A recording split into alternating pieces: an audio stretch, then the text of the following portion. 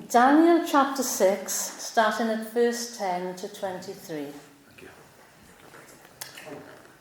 Now when Daniel knew that the writing was signed, he went into the house, and his windows being open in his chamber towards Jerusalem, he kneeled upon his knees 3 times a day, and prayed, and gave thanks before his God, as he did aforetime. Then these men assembled and found Daniel praying and making supplication before his God. Then they came near and spake unto the king concerning the king's decree. Hast thou not signed a decree that every man that shall ask a petition of any god or man within 30 days, save of thee, O king, shall be cast in the den of lions? The king answered and said, The thing is true, according to the law of the Medes and Persians, which altereth not. Then answered they and said before the king, that Daniel, which is of the children of the captivity of Judah, regardeth not thee, O king, nor the decree that thou hast signed, but maketh his petition 3 times a day. Then the king, when he heard these words, was sore displeased with himself, and set his heart on Daniel to deliver him. And he laboured till the going down of the sun to deliver him. Then these men assembled Medes and Persians, that no decree nor statute which king established may be changed. Then the king commanded, and they brought Daniel and cast him into the den of lions. Now the king spake and said unto Daniel, Thy God, whom thou servest continually, he will deliver thee. And a stone was brought and laid upon the mouth of the den, and the king sealed it with his own signet, and with the signet of his lords, that the purpose might not be changed concerning Daniel. Then the king went to his palace, and passed the night fasting, neither were instruments of music brought before him, and his sleep went from him. Then the king arose very early in the morning, and went in haste into the den of lions. And when he came to the den, he cried with a lamentable voice unto Daniel. And the king spake and said, O Daniel, servant of the living God, is thy God, whom thou servest continually, able to deliver thee from the lions? Then said Daniel unto the king, O king, live forever. My God has sent his angel, and has shut the lions' mouths, that they have not hurt me, for as much as before him innocency was found in me, and also before thee, O king, have I done no hurt. Then when the king exceeding glad for him, and commanded that they should take Daniel up out of the den, so Daniel was taken up out of the den, and no manner of hurt was found upon him, because he believed in his God.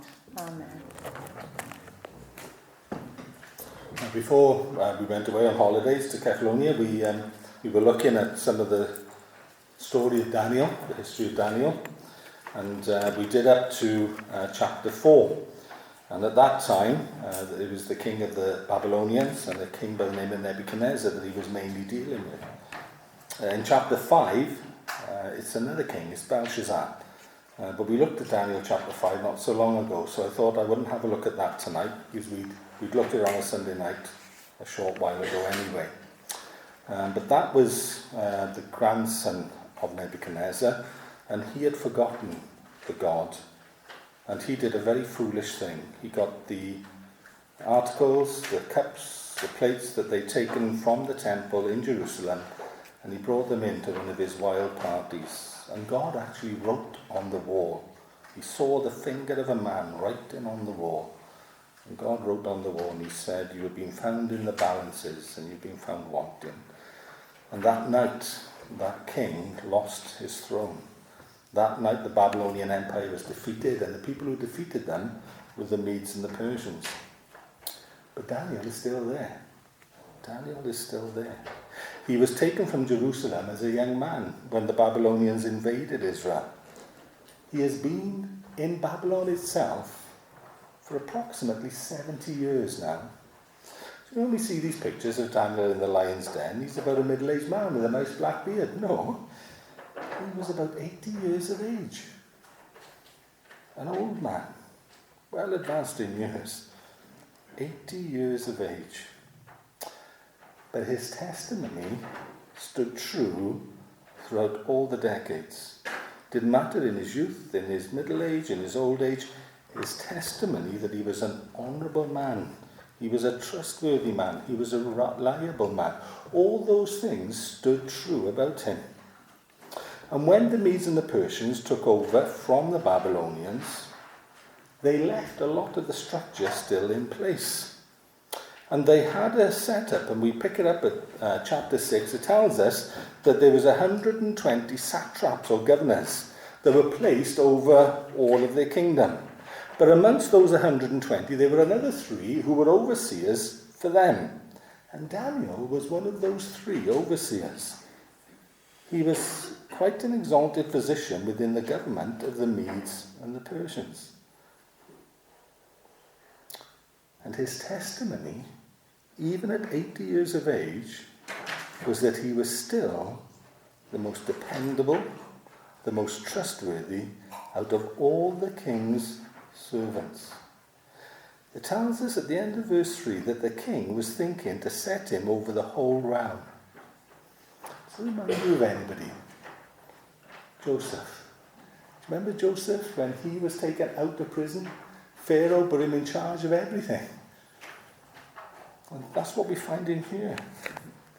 Daniel has such a good testimony that the king is thinking, instead of him being one of the 3, I might actually put him in charge of everything, because he is so trustworthy, so reliable. God's hand was so evidently upon him. He was known by this one word, faithful. That's a nice testimony to have, isn't it? Faithful. You could depend upon him. You could trust him. There was one group of people who hated him. It was the people he was supervising. The 120 governors and the other overseers, they hated him. It makes you wonder what they were doing that he was pulling up. Maybe they thought they would have a position of advantage. And because Daniel was so straight, he wouldn't allow things to be swept under the carpet. I'm sure it was part of his character. That was part of the reason why they didn't like him. It's no coincidence that as the king is thinking, I'm going to put Daniel in charge of everybody, that the governors and satraps sought to find a charge against him. They sought to undermine his reputation. They sought to undermine his authority. They didn't want to be under his supervision. He was too strict. He was too straight. He was too honest. It tells us in verse 4 that they then sought to find a way of undermining him. But you know what it says? They could find nothing. Think about that. In all the complex business of the empire, they couldn't find anything that they could accuse him of. There wasn't anything that you could think, well, was that a little bit dodgy then, Daniel? Didn't you quite dot the I's and cross the T's with that? They could find no charge and no fault in him at all. So you see, that reputation of being faithful wasn't ill-founded, was it? It was a good reputation. It was a true reputation. They could find no fault in him at all. So now they've got a problem. We want to undermine Daniel's authority. We don't want him to be the one over us, but we cannot find anything wrong with him. What motives were they working under? Can you think of what were their motives? Well, the one that came to my mind was greed. Maybe they wanted to make advantage and take advantage of their position. Maybe they thought that there were certain things that didn't apply to them. Maybe they could cut a few corners. Maybe they could line their own purse. Maybe it was simply jealousy. Maybe they just didn't like taking orders off anybody. Maybe they didn't want to submit to anybody's authority. Maybe they wanted his job. Maybe jealousy was driving their actions. We don't know. But what we do know is God wasn't behind it. Because Daniel is a godly man, and Daniel is a faithful servant to the king. Then they struck upon an idea. We will turn his strength into his weakness. We will trip him up on the very thing that we know he is so faithful about. And that is his relationship with God. We know that he always prays to God. Always. Every day. Without fail. 3 times a day. Daniel prayed to his God. They knew that he would. So they go in to see the king. They form a delegation. All of them are in on it. It tells us that they all came in together and they rushed the king to make a decision. He was a bit foolish. He acted hastily. But it was at their instigation. But they knew what triggers to pull. They knew what the king would fall for. And they appealed to his pride. They appealed to his pride. They said, wouldn't it be a good idea, king, if for a period of 30 days, nobody was allowed to ask anything of anybody, of any person or God, only you? Wouldn't that show your authority? Wouldn't that show how exalted you were? And the king fell for it. Hook, line and sinker. He did not see through their cunning plan. Mind you, they lied as well.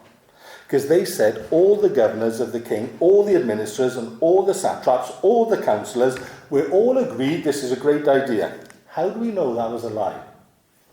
Daniel would never have agreed to that. Daniel would never have agreed not to pray for 30 days. So it was all but one.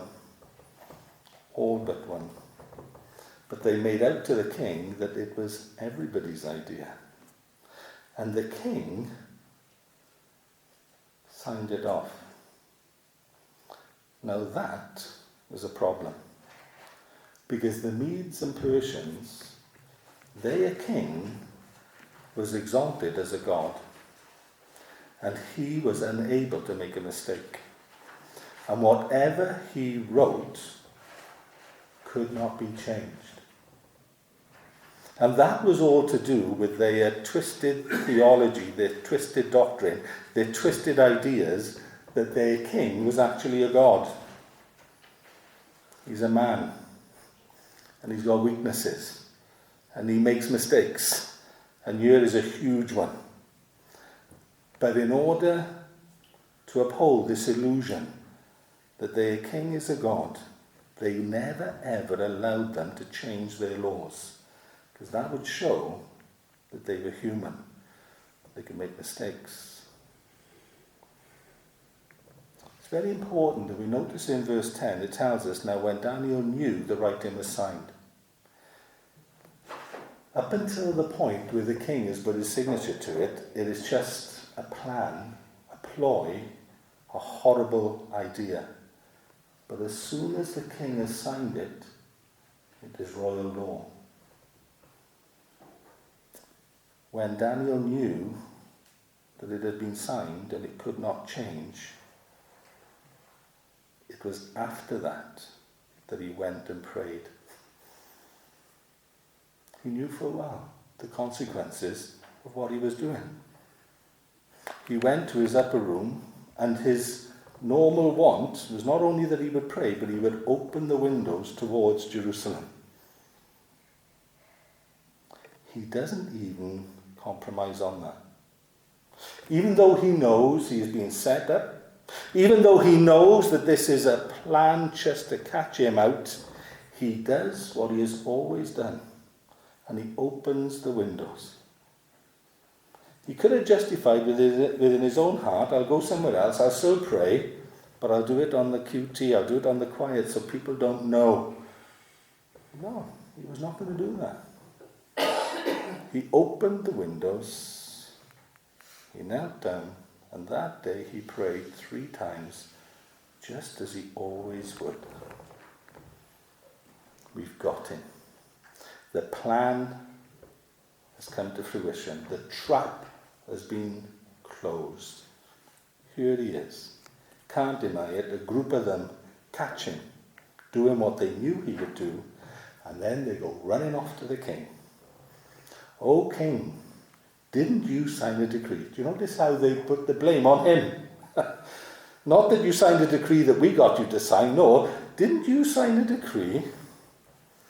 Look in verse 13 about how they addressed Daniel. That Daniel. What does that tell you about their relationship with him? They were no friend of his. That Daniel. And then to rub salt into the wound, that Daniel, who was one of the captives from Judah. He hadn't been a captive. Well, he was a captive, but that event took place 70 years ago. He's been a loyal servant to Babylon for 70 years. But they conveniently jump over all of that. They go straight back to when he was about 10, 12 years of age and he was taken as captive from Judah. They belittle him. They undermine him. They diminish him. Yes, that Daniel, he's nothing more than a Jewish captive. When the king hears the words, the Bible tells us that he's greatly displeased. But I thank God what it says next. It says he's greatly displeased with himself. The person he's most angry with is himself, because he sees that he has fallen into this trap himself. Yes, they have trapped Daniel, but they trapped him as well. They are supposed to be his advisors, his governors. They are supposed to be representatives of his will, and yet they have used their position to weasel out of him something that he never wanted to do. They have found a way to condemn his most trusted advisor. And he's fallen for it.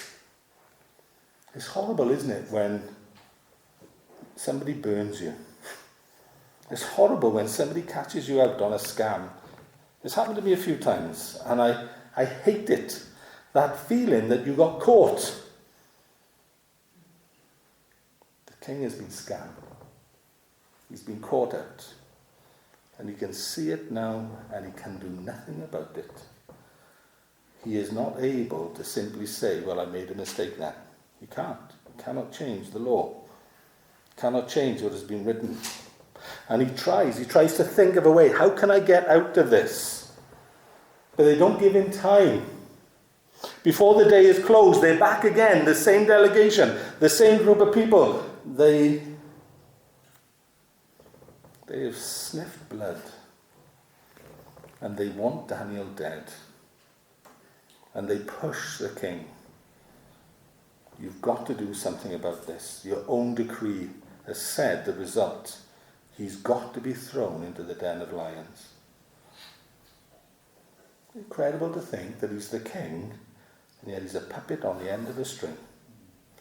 Just as Pilate was played by the Pharisees and the crowd, the king is being played by his governors.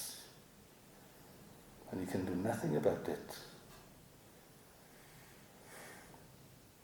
He's in a corner. And if he's in a corner, what about poor Daniel? This 80-year-old man who was given faithful service for 70 years to different empires, to different kings. Doesn't matter who's on the throne, he serves them faithfully. And here he is, and he's to meet this horrible death of being thrown into the den of lions. But even the king gives testimony to the last possible avenue of help. verse 16. This tells us something of Daniel's character, doesn't it? It tells us something about his testimony. Because what does the king say to him in verse 16? So the king gave the command, and they brought Daniel and cast him into the den of lions. But before they did, listen to what the king says. The king spoke, saying to Daniel, your God whom you serve continually. Isn't it lovely that the king understood that Daniel's faithfulness was because of his faith? He was faithful because of the God that he believed in. He was faithful because of the faithful God that he served. Your God, whom you serve continually, he will deliver you. He understood, even as the king, he had limits. He understood that as the king of the Medes and Persians, he was at a point where he could not deliver Daniel. But he knew somebody could. Daniel's God, your God, he will deliver you. What kind of a night did Darius have? It tells us he couldn't sleep. He couldn't sleep, he couldn't eat. He couldn't wait for the dawn to come. Why? Because he's racked with guilt. Oh, if only I had been a bit wiser. If only I hadn't been so stupid. If only I hadn't been so foolish. How many of us have had sleepless nights because of our foolish decisions, our silly mistakes? We've all been there, haven't we? Even the king wishes it could have been different. He doesn't just take it for granted that Daniel's going to be well. He understands that it's not through anything that I've done that Daniel's going to be safe. I've endangered his life by my foolishness. It tells us that he rose very early in the morning. It's lovely that. He made haste. He rose early and he went quickly. He couldn't wait to find out how things had gone for his friend Daniel. He comes to the lion's den and he calls out. And look at the word that he calls out in verse 20. Daniel, servant of the living God. Again, he's giving testimony to Daniel's own testimony. He is declaring that Daniel is a faithful servant, not just to him, not just to the king, but Daniel is faithful to God first. And from that flows his character, from that flows everything else. Daniel, servant of the living God, has your God. I know he can, but has he? Has your God, whom you serve continually, been able to deliver you from the lions? He had said earlier that God would. Now he's posing the question, has he been able to do it? Darius couldn't. He was in a corner. He couldn't deliver Daniel. But he's asking, has God been able to do what I couldn't do? Has God been able to deliver you when I couldn't? How I would have loved to have seen his face when he hears a reply. O King, live forever. Isn't it lovely how Daniel doesn't talk about himself? He knows the king has been tricked. He knows the king didn't want him there. He understands the dilemma he found himself in.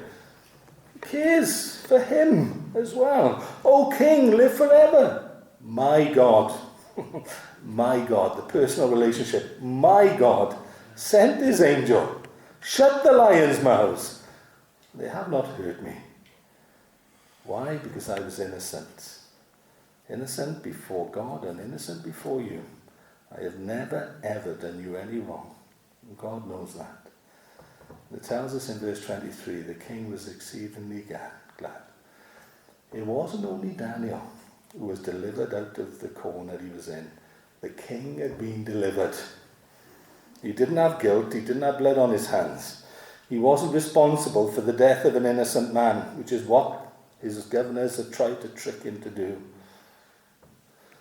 there was no injury whatsoever found on him. Not only did God shut the mouths of the lions, you imagine an 80-year-old man amongst a den of lions. They'd done him no harm at all. I believe that Daniel had a better night's sleep than the king.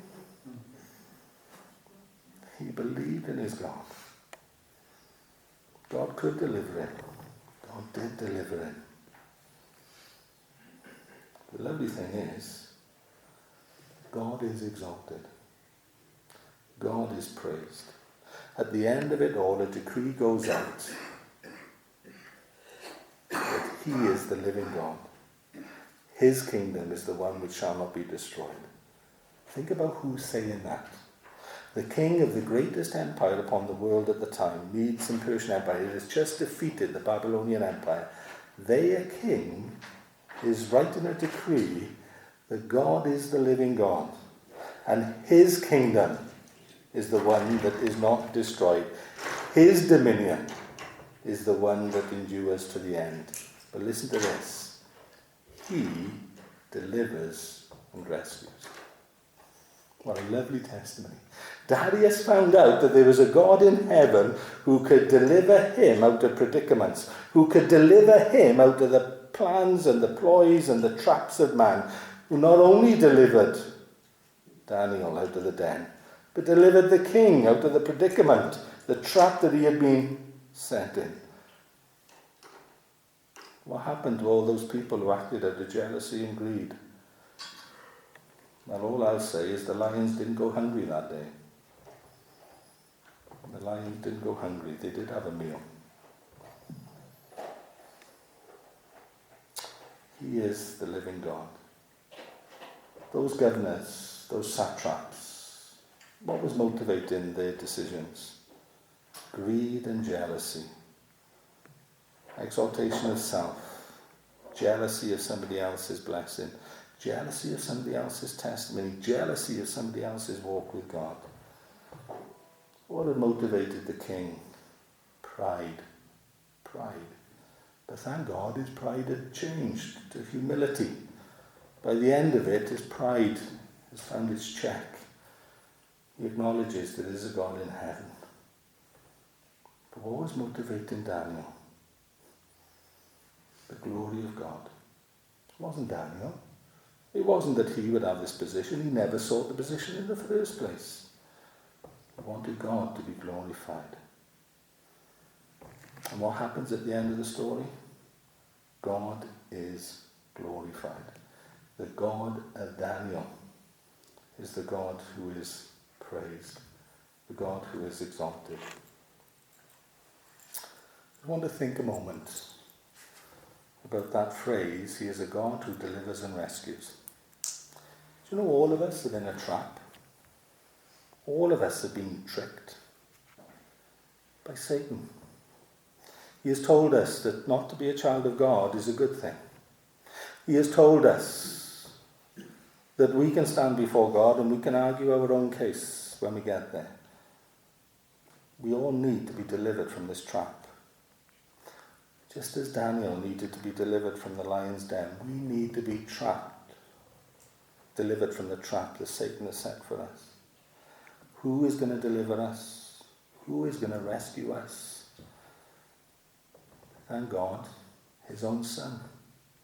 Jesus Christ came into this world to rescue us from the trap that had been set. God could see, without his intervention, we would be denied the eternity in heaven with him that he desired. So he came and sent his own Son, the greatest deliverer and rescuer of all. He's delivered and rescued us, not just from a temporal danger, but from eternal destruction.